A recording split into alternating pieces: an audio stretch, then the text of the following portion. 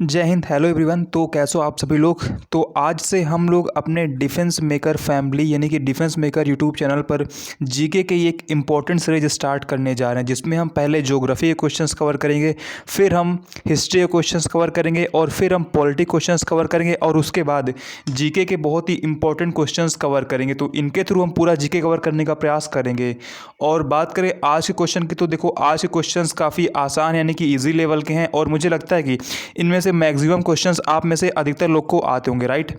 तो आज हम 25 क्वेश्चन करने वाले हैं और ये क्वेश्चंस ज्योग्राफी के होंगे, राइट। और इसकी पीडीएफ आपको हमारे टेलीग्राम पर मिल जाएगी और टेलीग्राम की लिंक डिस्क्रिप्शन में, तो आप जाकर वहाँ से डाउनलोड कर सकते हो।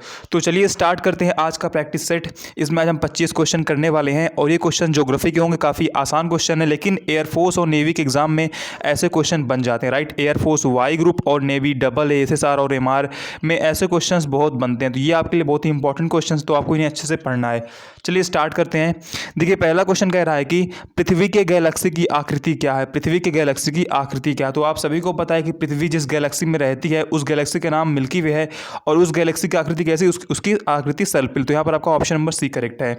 और देखो मुझे दीर्घवृत्ताकार से याद है कि पृथ्वी जिस कक्षा में चक्कर लगाती है, यानी कि पृथ्वी या बाकी ग्रह सूर्य के चारों ओर एक दीर्घवृत्ताकार कक्षा में चक्कर लगाते हैं, ठीक। तो आपको इसको भी याद रखना है कि पृथ्वी सूर्य के चारों ओर एक दीर्घवृत्ताकार कक्षा में चक्कर लगाती है।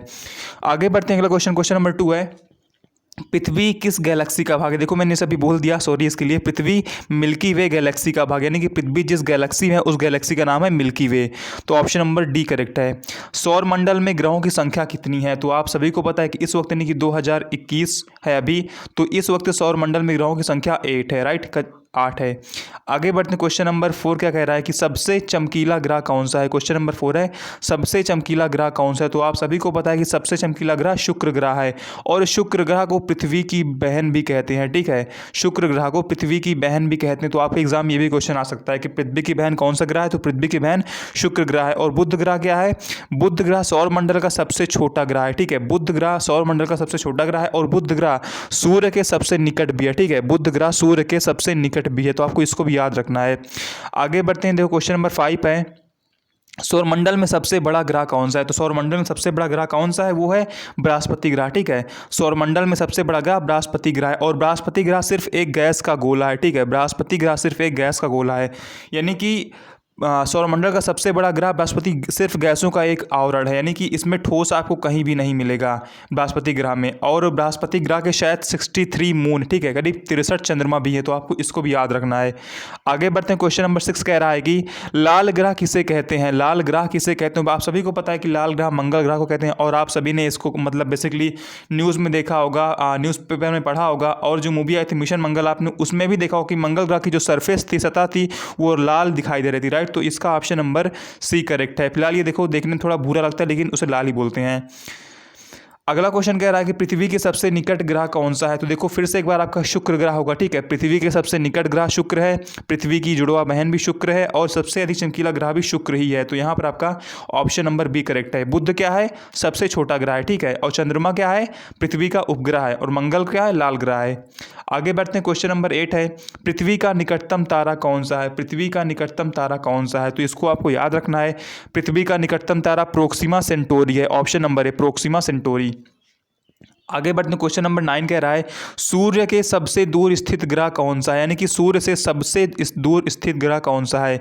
तो सूर्य से सबसे दूर स्थित है आपका नेपच्यून, यानी कि वरुण, ठीक है। ऑप्शन नंबर भी नेपच्यून यानी कि वरुण। आप इसको बोल सकते हो कि पृथ्वी से भी सबसे अधिक दूर कौन सा है, नेपच्यून ग्रह ये, ठीक है। चाहे पृथ्वी चाहे सूर्य दोनों एक ही होगा, option number B. Question number देखो 10 कह रहा है कि ऋतु परिवर्तन का संबंध पृथ्वी की किस गति से है। तो आप सभी ने अगर फिजिक्स पढ़ रखा है तो आप सभी को अच्छे से पता है कि पृथ्वी दो तरह की गति करती है, राइट। एक होता है घूर्णन और एक होता है परिक्रमण। देखो यार घूर्णन क्या होता है कि पृथ्वी अपने अक्ष पर ही राउंड राउंड गोल गोल घूमती रहती है, राइट। और परिक्रमण क्या होता है कि पृथ्वी चारों तरफ सूर्य के परिक्रमा लगाती है, राइट। तो उसे हम कहते हैं परिक्रमण। और घूर्णन क्या है कि पृथ्वी अपने अक्ष पर ही गोल गोल घूमती रहती है। तो देखो क्वेश्चन कह रहा है कि ऋतु परिवर्तन का संबंध पृथ्वी की किस गति से है। तो आप सभी को पता है कि ऋतु परिवर्तन का संबंध पृथ्वी की परिक्रमण गति से है, राइट। तो यहां पर आपका ऑप्शन नंबर बी करेक्ट होगा, यानी कि पृथ्वी की जो गति ऐसे ऐसे होती है उससे संबंध है। आपका ऑप्शन नंबर बी करेक्ट है। क्वेश्चन नंबर देखो 11 कह रहा है, किस गति के कारण पृथ्वी पर दिन रात होते हैं? तो अगर आपने फिजिक्स पढ़ रखी तो इसका भी आंसर आप सभी को पता होगा, राइट। देखो इसमें भी ऑप्शन सेम है, घूर्णन है, परिक्रमण है और गुरुत्वाकर्षण, ऑप्शन नंबर डी। तो बेसिकली देखो मैंने आपको बता दिया कि घूर्णन क्या होता है और परिक्रमण क्या होता है, तो थोड़ा चलो इसमें एक्सप्लेन कर देता हूँ। देखो यार, मान लो ये आपका सन अंकल है, ठीक है, और ये आपकी पृथ्वी है। तो आप सभी को पता है कि जब पृथ्वी का ये मान लो अपना अपना इंडिया इस पार्ट में है, राइट, और अभी इंडिया में नाइट है, तो आप सभी को पता है कि अभी सनलाइट सिर्फ इस वाले पार्ट पे पड़ रही, राइट, इस वाले पार्ट पे नहीं पड़ रही, और इसी वजह से इस साइड अभी नाइट है। और फिर क्या होगा ना, मान लो पृथ्वी आपकी अब ऐसे घूम चुकी है, ठीक है, मतलब अब आपका ये पार्ट इधर आ गया, तो आपका इंडिया अब यहाँ पे है, तो अब सनलाइट यहाँ पड़ेगी, राइट, सनलाइट यहाँ पड़ेगी, तो क्या होगा, अब यहाँ पर दिन हो जाएगा और यहाँ पे रात हो जाएगी। तो इसका मतलब क्या है, इसका मतलब ये है कि पृथ्वी पर यानी कि दिन रात होते हैं, घूर्णन गति करते हैं। यहाँ पर आपका ऑप्शन नंबर ए करेक्ट है, यानी कि पृथ्वी जो ऐसे ऐसे गोल गोल घूमती रहती है अपने अक्ष पर, उसकी वजह से दिन रात होता है, ठीक। तो यहाँ पर आपका ऑप्शन नंबर ए करेक्ट है, घूर्णन। देखो क्वेश्चन नंबर 12 कह रहा है दिन और रात कहाँ बराबर होते हैं, दिन और रात कहाँ बराबर होते हैं? तो आपका आंसर होगा विषुवत रेखा पर, ठीक है, आपका आंसर होगा ऑप्शन नंबर सी, विषुवत रेखा पर। चलो आगे बढ़ते हैं। क्वेश्चन नंबर 13 कह रहा है दो अक्षांशों के बीच की दूरी होती है, दो अक्षांशों के बीच की दूरी होती है, तो इसका आपका आंसर होगा 111 किलोमीटर। यार आई एम नॉट श्योर, लेकिन आई थिंक ये क्वेश्चन 6 नवंबर को मॉर्निंग शिफ्ट में एयरफोर्स वाई ग्रुप में पूछा गया था। भाई जिसने भी एयरफोर्स वाई ग्रुप का पेपर 6 नवंबर को मॉर्निंग शिफ्ट में दिया था, 6 नवंबर को मॉर्निंग शिफ्ट में, वो कमेंट कर सकता है कि ये क्वेश्चन आया था या नहीं आया था। जहाँ तक देखो मुझे याद लगता है ये क्वेश्चन शायद आया हुआ था, सेम यही क्वेश्चन था आई थिंक 6 नवंबर को मॉर्निंग शिफ्ट में। देखो मैंने एक्स एंड वाई बोथ का एग्जाम दिया है, राइट, तो आई थिंक ये क्वेश्चन आया हुआ था, सेम क्वेश्चन आया हुआ था वाई ग्रुप में। तो अगर किसी ने 6 नवंबर को एग्जाम दिए तो एक बार कंफर्म कर लो कि 6 नवंबर को मॉर्निंग शिफ्ट में ये क्वेश्चन था या नहीं था, लेकिन आई थिंक था मेरे हिसाब से। क्वेश्चन नंबर 14 है निम्न में से पृथ्वी का उपग्रह कौन सा है? तो काफ़ी आसान, आप सभी को पता है कि चंद्रमा अंकल है। आगे बढ़ते हैं। देखो क्वेश्चन नंबर 15 कह रहा है कि निम्न में से किस तिथि को दिन और रात बराबर होते हैं? निम्न में से किस तिथि को दिन और रात बराबर होते हैं? देखो यार बेसिकली आप सभी को पता है कि दिन और रात बराबर नहीं होते, राइट। आप सभी को पता है कि अभी करीब शाम के 7 तक करीब उजाला रहता है, और ठंडी में यही करीब शाम को 5:30 बजे ही अंधेरा हो जाता है, राइट। तो इस वक्त आपका दिन बड़ा हो रहा है और ठंडी में आपकी रात बड़ी होती है ना। तो आपको पता है कि दिन और रात बराबर नहीं होते, लेकिन 2 डेट ऐसी होती हैं जहाँ पर दिन और रात बराबर होते हैं। वो आपका है, एक है 21 मार्च और आपका अगला है 23 सितंबर। तो यहाँ पर आपका ऑप्शन नंबर डी करेक्ट है, ए और बी, राइट, ए और बी, 21 मार्च और 23 सितंबर। तो यहाँ पर आपका ऑप्शन नंबर डी करेक्ट होगा। आगे बढ़ते हैं। क्वेश्चन नंबर 16 कह रहा है कि चंद्र ग्रहण होता है जब, यानी आपसे पूछ रहा है कि चंद्र ग्रहण कब होता है। तो देखो और बेसिकली आप सभी को पता है कि चंद्र ग्रहण कब होता है। मान लो आपकी सन अंकल हैं या आपके मून अंकल, राइट, और यहाँ पर आपकी धरती यानी अपनी अर्थ आ गई, तो आप सभी को पता है कि सन की लाइट सूर्य की लाइट इस पर पड़ेगी तो इसकी शैडो मून अंकल पे आएगी, राइट, और शैडो मून अंकल पे आएगी तो इस पर ग्रहण लग जाएगा, राइट। तो देखते हैं ऑप्शन कौन सा है। यहाँ पर ऑप्शन नंबर डी में देखो दिख रहा है कि पृथ्वी सूर्य और चंद्रमा के बीच आ जाती है, ठीक है, पृथ्वी सूर्य और चंद्रमा के बीच आ जाती है। मान लो ये आपका सूर्य है, ये पृथ्वी है और ये चांद है, राइट। तो देखो इसके शैडो इस पे पड़ेगी, राइट, जब इस पे लाइट पड़ेगी, तो यहाँ पर आपका ऑप्शन नंबर डी करेक्ट है। क्वेश्चन नंबर 17 कह रहा है कि सूर्य ग्रहण होता है जब, यानी कि आप देखो बोल रहा है कि सूर्य ग्रहण कब होता है। तो देखो यार इसमें भी सेम कंसेप्ट है, जब सूर्य क्या होगा, जब सूर्य पृथ्वी और चंद्रमा के बीच आ जाएगा, राइट। तो यहाँ पर आपका ऑप्शन नंबर डी करेक्ट है, जब सूर्य क्या होगा पृथ्वी और चंद्रमा के बीच आ जाएगा। मान लो ये आपकी अर्थ है और ये आपका मून है, राइट, और सूर्य इनके बीच आ जाएगा तो क्या होगा, आपका सूर्य ग्रहण पड़ जाएगा। तो यहाँ पर आपका ऑप्शन नंबर डी करेक्ट है। क्वेश्चन नंबर देखो 18 कह रहा है कि मध्य रात्रि का सूर्य कहाँ दिखाई देता है? मध्य रात्रि का सूर्य कहाँ दिखाई देता है? तो देखो यार आप सभी को पता है कि नॉर्वे, तो आई थिंक आप सभी ने पढ़ रखा होगा कि मध्य रात्रि का सूर्य नॉर्वे में दिखाई देता है, राइट। लेकिन इसके अलावा आर्कटिक क्षेत्र में और अंटार्कटिक क्षेत्र में भी मध्य रात्रि का सूर्य दिखाई देता है। तो यहाँ पर आपका ऑप्शन नंबर डी करेक्ट है, उपरोक्त सभी, ठीक है। यहाँ पर आपका ऑप्शन नंबर डी करेक्ट है, उपरोक्त सभी। बाकी इसकी पीडीएफ आपको टेलीग्राम पे मिल जाएगी, तो आप टेलीग्राम ज्वाइन करो, टेलीग्राम का लिंक डिस्क्रिप्शन में है। आगे बढ़ते हैं। क्वेश्चन नंबर 19 कह रहा है कि पृथ्वी की ऊपरी परत यानी कि भूपर्पटी, ठीक है, देखो पृथ्वी की ऊपरी परत को हम भूपर्पटी कहते हैं, ठीक है, भूपर्पटी कहते हैं। तो आपको इसको भी याद रखना है कि पृथ्वी की ऊपरी परत को हम भूपर्पटी कहते हैं। तो पृथ्वी की ऊपरी परत भूपर्पटी में किस तत्व की मात्रा सर्वाधिक है, यानी कि पृथ्वी की जो ऊपरी परत है उसमें इनमें से कौन सा तत्व सबसे अधिक पाया जाता है? तो आपका आंसर होगा oxygen, option number B, oxygen.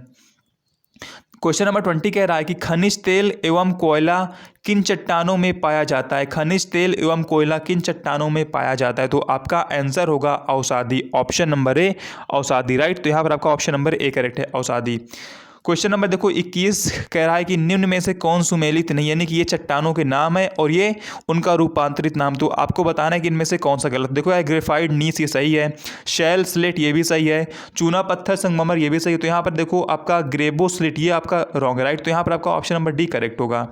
आगे बढ़ते हैं, क्वेश्चन नंबर देखो 22 कह रहा है कि विश्व का सबसे ऊंचा ज्वालामुखी पर्वत कौन सा है। विश्व का सबसे ऊंचा ज्वालामुखी पर्वत कौन सा है। तो आपका ऑप्शन होगा Cotopaxi, option number C Cotopaxi. आगे बढ़ते क्वेश्चन नंबर 23 बोल रहा है भूकंप की तीव्रता की माप किस यंत्र के द्वारा की जाती है। ठीक है, भूकंप की तीव्रता की माप किस यंत्र द्वारा की जाती है। तो आई थिंक आप में से जिसने भी फिजिक्स पढ़ रखा होगा उसे ये आंसर अच्छे से पता होगा, राइट। तो यहां पर आपका ऑप्शन नंबर बी करेक्ट है, seismograph, option number B seismograph.